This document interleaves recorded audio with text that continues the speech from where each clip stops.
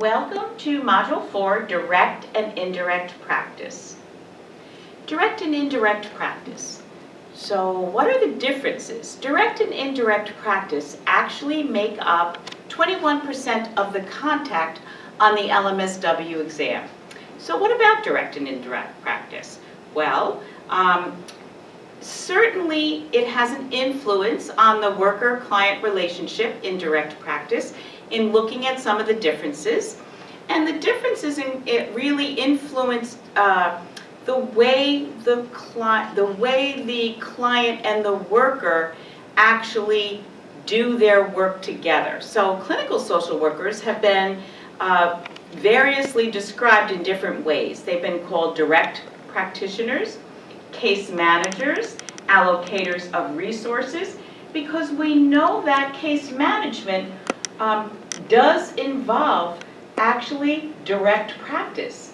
And so then you also have what's called psychotherapists, counselors. So there are many, many different names that are given to direct practice, but they all include working directly with the client, a family, a group, or even a community in doing direct practice.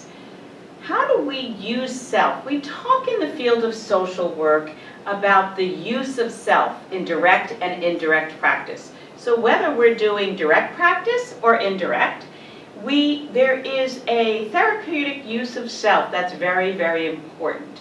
So in direct practice, the worker-client relationship, we call it therapeutic use of self. In policy, advocacy, community, and management practice, meaning leadership practice, the worker's use of self very often involves the social worker and the other people that they are working with in an agency or on a community project. And it's based on leadership and leadership skills. Back to direct practice, it's differentiated by two functions. One is the face-to-face delivery of concrete services, such as case management, through client-worker relationship, and based on belief bonding and the collaborative relationship between the social worker and the client. Now we know that this will also include telephonic interviews being done. There's a lot of case management and even psychotherapy now being done by telephone. And certainly through the computer. So it would include all of that type of service, would still be considered direct service. The delivery of therapy through a worker-client relationship that's based on the therapeutic alliance. So the collaborative bond or the collaborative relationship that is built between the social worker and the client, based on trust and authenticity.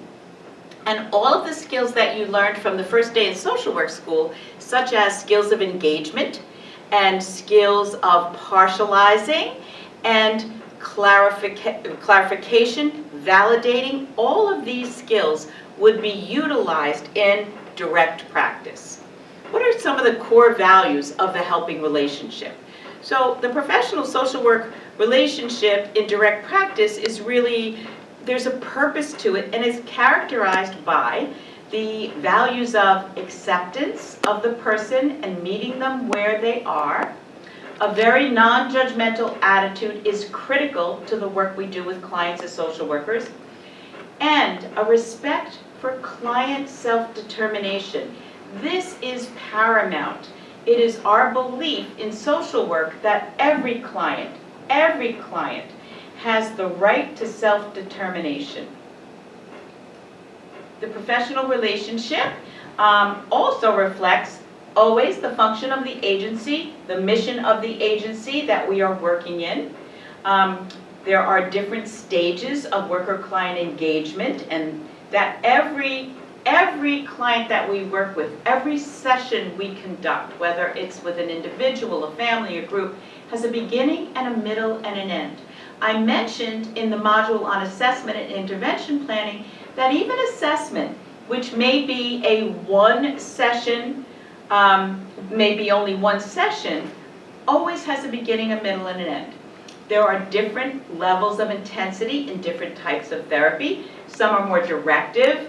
If we think about cognitive behavioral therapy, there's usually homework involved. So there are different models of practice, but in direct practice, we know that there are different levels of intensity. And there are different roles and functions for social workers and clients in different types of work we do with clients. Again, but this is important to know that it's all a form of direct practice. Not all interactions or not all the work done between a social worker and a client in direct practice is considered therapy or psychotherapy. However, all of our interactions with clients are intended to benefit the client and are therefore considered to be therapeutic. So I once had a professor that taught me many years ago that she considered some of the most important clinical work we would ever do with clients would be forms of case management. Because again, you learn a lot about a client and you work with their needs and problems, but it's really the relationship that develops that alliance. So what is the working relationship? A working relationship is really defined as the observable ability of the worker and the client to work together in a realistic, collaborative manner based on mutually developed and agreed upon goals. So again, it's collaborative. This is not the social worker telling the client what they need. This is not a medical model. It is a collaborative model. And the worker and the client collaborate together in the belief that mutually agreed upon activities will bring about the changes for the client in their circumstances that will benefit the client and enhance the client's sense of self-worth. So again, the work that we do is empowerment-based. Some of it is problem-solving to increase the ability to empower the client to be able to do a lot of things for themselves.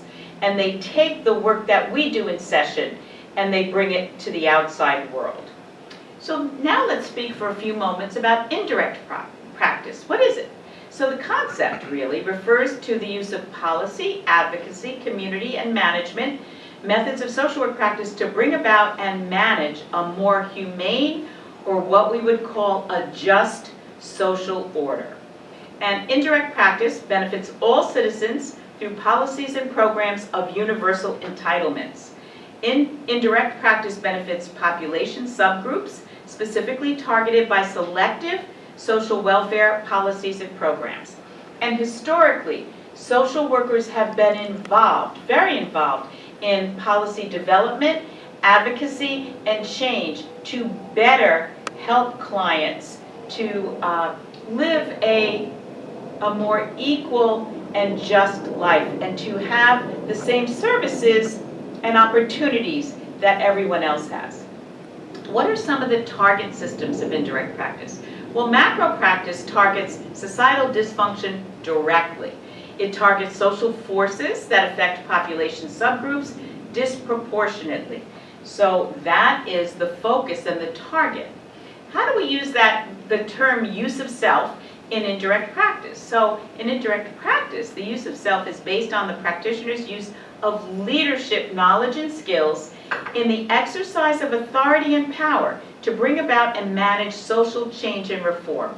So the leadership skills, the knowledge of leadership, and the skills involved really help to bring about reform and to create what we said about the just social order for everyone. Leadership, we know, is a dyadic relationship between the leader and the led, meaning the group or the staff or the people in the organization that the person is leading. It could be a community, if you were doing community work to bring about change. What are some of the goals in indirect practice? Well, because the desired end goals of social policies and programs, reform and change efforts are value-based and normative, social workers also require knowledge of ethical decision-making, for sure. We all, whether we're involved in direct or indirect social work practice, we all need to understand the process of ethical decision making. And it's based on our extensive social work code of ethics. And in module 5, we will talk more about ethical decision making, knowledge of moral philosophy involved in social work practice, and knowledge of the theories of social justice, which is why all of you have had coursework in human rights and social justice, and it is reflected in every course that's given here at Fordham GSS. Whether it's a clinical course or a leadership course, we have that at the core, at the center. That knowledge of human rights and social justice is really very important for all social workers. What is community practice? Well, community organization practice, as it's called, is based on an approach that utilizes systems theory and social action to targeted social problems. So, person and environment is certainly important to community practice, meaning people, groups, communities, where they are in an accepting, non-judgmental way. And it focuses on organizational context. And that involves building capacity, improving access to services, coordinating services to help coordinate services, changing public or private priorities. So movements that address public health crisis or other issues in society. Promoting legislative change is a very, very important component of community practice. Changing or influencing public perceptions of social issues, and developing new methods to address social problems. There are a few different models of community practice, and first we will talk about what's called locality development. Participation focused on including individuals and organizations at the local level. This model is associated with the democratic process. So, you have community integration, problem solving through groups. It emphasizes capacity building, and sometimes geographic boundaries are also included. Then we have what's called social planning. And what does this emphasize? Well, it emphasizes careful, rational planning for a community. It focuses on agreed upon problems and a range of possible solutions. It may include broad bands of groups, community councils, government, or such organizations as the United Way. And it involves problem solving, fact gathering, conducting needs assessments, and developing action plans. It's based on a general consensus, and often the community of focus may define the boundaries that the work is to be done within. Then we have social action. And social action targets often clear changes immediately in the systems. So this is not as long-term, to change something more quickly. Different groups may not be at a consensus, so you're not necessarily waiting to bring everyone in the group to consensus. There may be conflicts between the groups. For an example, landlords and tenants. So we've all seen issues in TV where their tenants are bringing issues to the public awareness because landlords may not be responding. And so this is the type of thing that would be involved in social action. You can see certain power shifts take place. The strategy is to identify whatever the issue is and to address possible solutions through negotiation. And negotiation is an important term here. So you want to negotiate in a fair way that moves fairly quickly. The tactics used are often referred to as what's called direct action, and confrontation is very often used when you're using the model of community practice called social action. Then we have social reform. And this is a combination of approaches. The focus is on changing systems over time versus social action, which you're moving more quickly, and over time to benefit disadvantaged groups. What are some of the steps involved in organizational practice? Well, introduction to the group, discussing the interests of the group or community, helping groups develop guidelines, targeting problems and what the focus of the work will be, discussing different approaches and strategies. There's certainly a focus on problem solving and coming up with solutions. The assignment of responsibilities so that different people take on different responsibilities for the good of achieving the goals that are set. And then of course meetings and follow-up. And as in all practice, whether it's community practice, clinical practice, we have assessment and diagnosis, we evaluate always all of our work to see what has worked and what has not worked. So let's focus for a moment on what we call evidence-based care. So what is it? It's a systematic framework for making decisions that takes into account the client's needs, values, and expectations, while also incorporating the best available evidence. So we're looking at what the client has identified as their needs, what they value, and what they expect, and also collaborating with the client to present them with the best practices and best research evidence available in order to develop the interventions that will be used. Clients actively participate in this process because remember, at the forefront of social work, we believe the client's right to self-determination is kept right up front and center, so that while we may think one path is best, we collaborate with the client. They need to be part of the decision-making process. Guiding principles and practice are important to think about.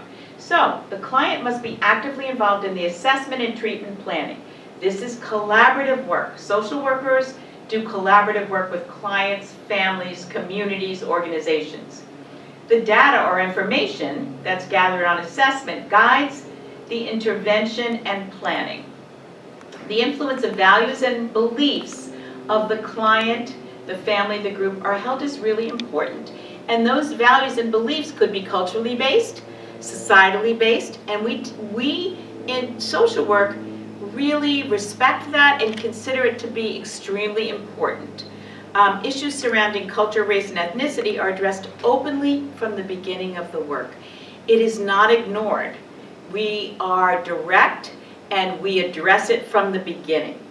The social worker must be aware of their own culture and race and any personal biases. And we've talked about that throughout all of the modules, but certainly throughout your whole educational process here at Fordham. We've talked about how important it is to have a heightened sense of self-awareness of any of our own personal biases so that it does not create a barrier for the work that we do with our clients.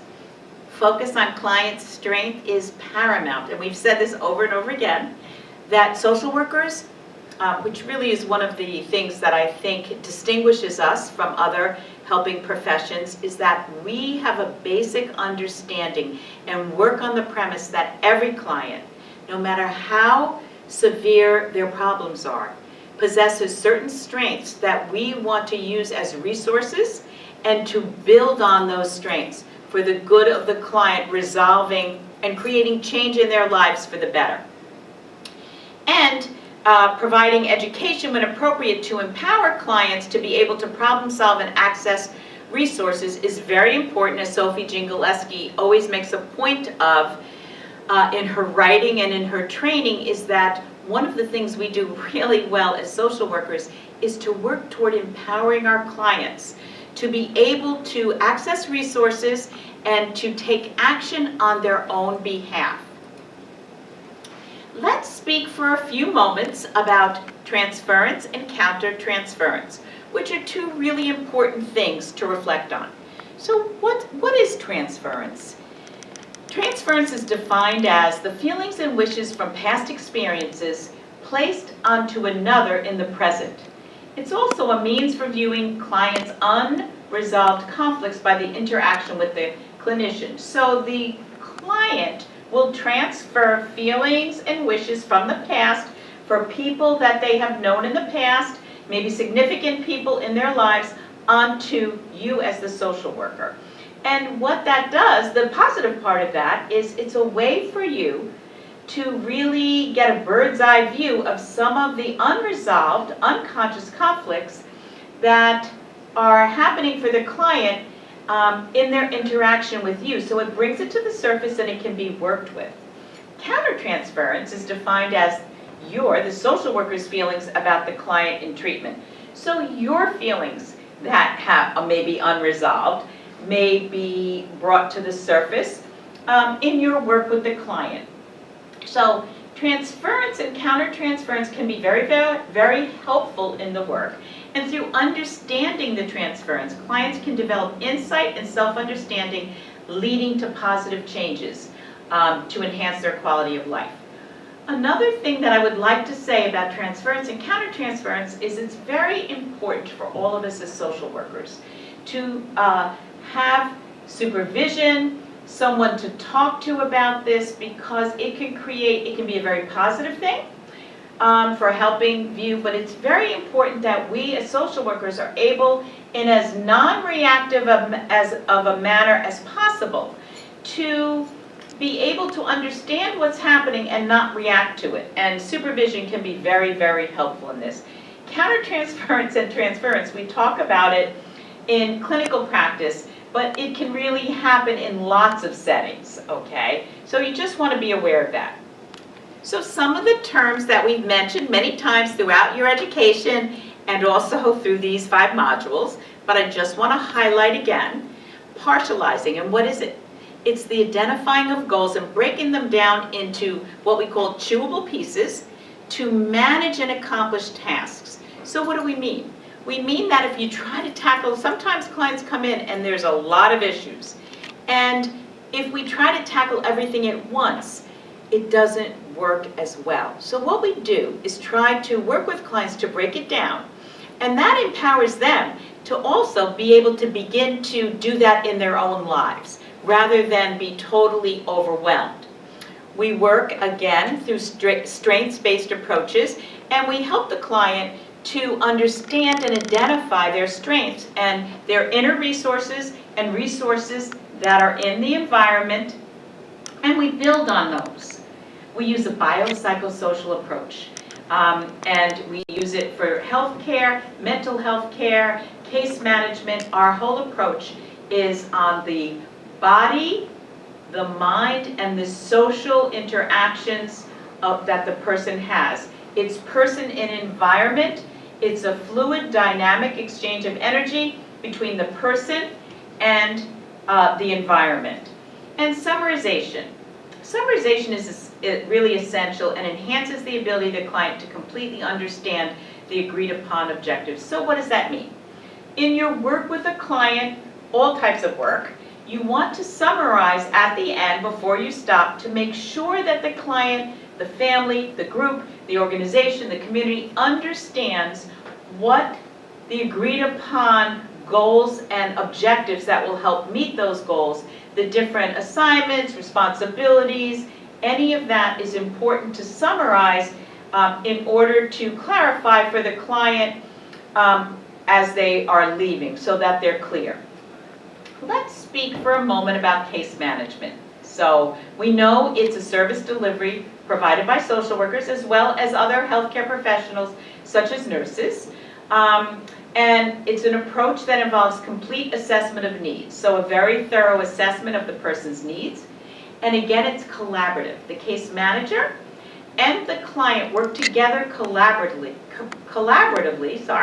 to identify services and resources that can benefit the client. The social worker is responsible for coordinating and securing the services. Goal setting and objectives is a very important part of the work that we do with our clients. And they should be what we call specific. So you want to develop specific goals with measurable objectives. So the goal is broad, and the objective is the way the steps the person will take to achieve that goal. And it should be measurable. There should be time frames involved.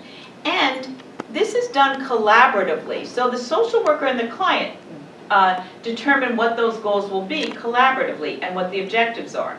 It should be measurable. How will it be measured? Attainable. How will this goal be attained, and is it reasonable? Because we don't want to set our clients up to fail. Is it a reasonable goal? Realistic. Realistic goals so that it is achievable, and timely. Is it appropriate for the time frame involved? Are we being realistic about the time frame? Crisis intervention. What's crisis intervention? Well, any individual or group experiences severe stress that actually can overwhelm them, and they can, because of the severe stress, go into what we call a state of crisis. And the system becomes actually overwhelmed, and so the person's usual coping skills fail, so that they become extremely vulnerable and may not be able to function.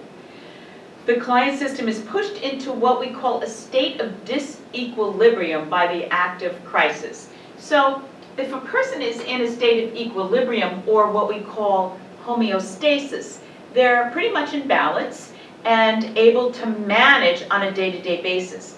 When they move into a state of disequilibrium, the active crisis pushes them into a state where they can actually feel emotionally paralyzed and lack the ability to function. So the active state, this state of crisis, can actually last for about 6 to 8 weeks. It doesn't usually last longer than 8 weeks. But we would not want anybody to be in this state for 8 weeks. That's where crisis intervention becomes important. And the state is usually followed by moving through different stages when the client system is usually very open to getting help. So what do I mean by that? A state of crisis, as painful and overwhelming as it is for a client or a family or a community, a group, can actually create a window of opportunity because people are vulnerable, and this may be a time that out of the crisis actually some good can come in change. So what are some of the interventions that we would use when we are dealing with someone who is in a state of crisis? What are some of the interventions? So the intervention needed immediately is needed immediately because the client is overwhelmed. And remember that we said, or I said, that the client's not functioning.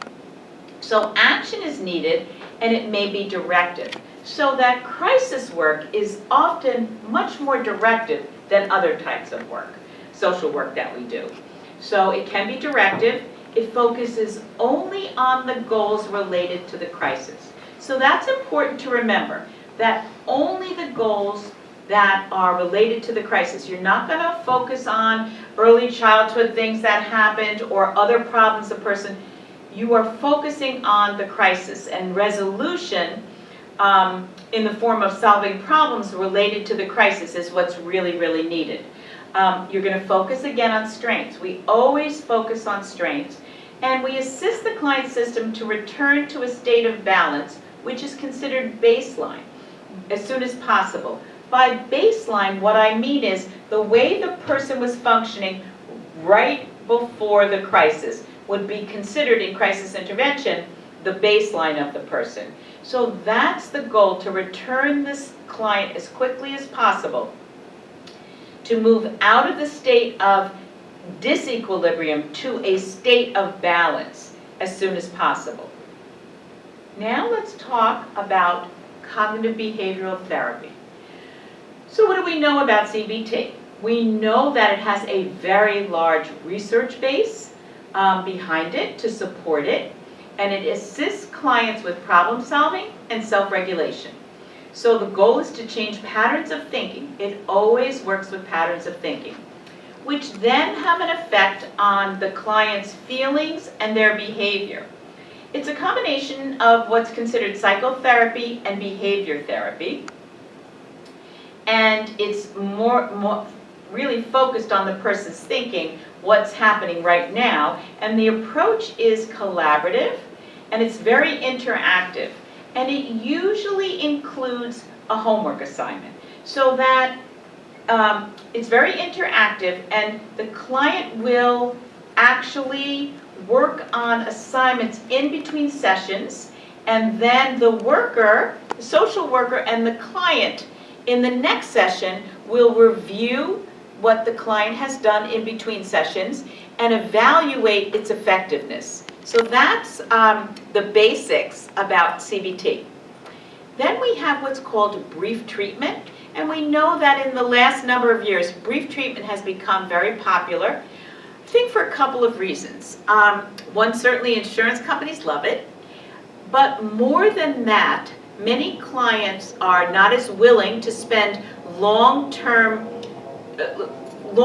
time in treatment to resolve issues. It's certainly a big expense. So brief treatments can be very helpful, and clients are sometimes more amenable to entering brief treatment. And it's gained a lot of recognition in the last number of years because it's much more cost effective. It's solution-based, time-limited, and reality-focused. Many people do not have the money, as I said, for long-term therapy. There's a high level of clinician involvement and direction. So again, this is one of the therapies versus something like psychoanalysis that's non-directive, where there is a more directive interaction and it includes specific and time-limited goal setting.